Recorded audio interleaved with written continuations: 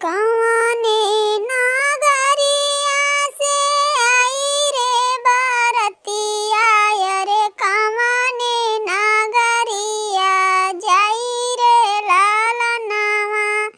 अरे कवने नगरिया के जाई रे लालनवा।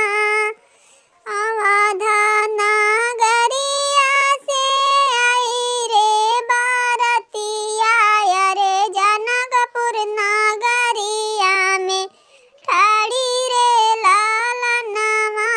रे जनकपुर नगरिया में ठाड़ी रे लालनवा। भीतरा से निसरे निसासु हो कवन देई सुना दुल्हे राजा हमारा रे लालनवा। रे सुना दुल्हे राजा हमारा रे लालनवा। किया तू दुल्ही हो से जिया पर सोवै। रे किया दुल्हे करब भोजन रे लालनवा। रे किया दुल्हे करब भोजन रे लालनवा।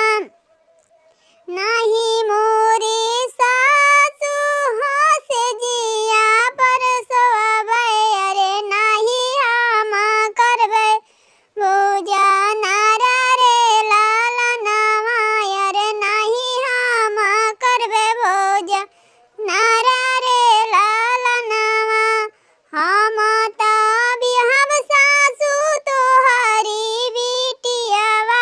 रे एही बदे लइके आई बारात रे लालनवा। रे एही बदे लइके आई बारात रे लालनवा।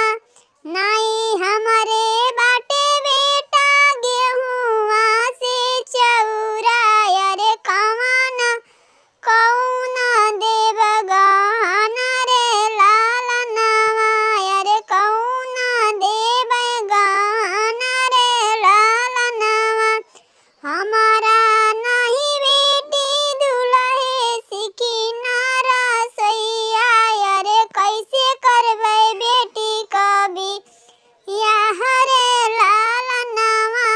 रे कैसे करबै बेटी कभी यह रे लालनवा। हम देबै सासु हो गेहुआ से चौरा। रे हम देबै सोरा हो गहन रे लालनवा। रे हम देबै सोरा हो सिंगार रे लालनवा। हम ही त करबो सासुराम रसोइया। रे बेटी तोहरा रकम नैना बिचारे लालनवा। अरे बेटी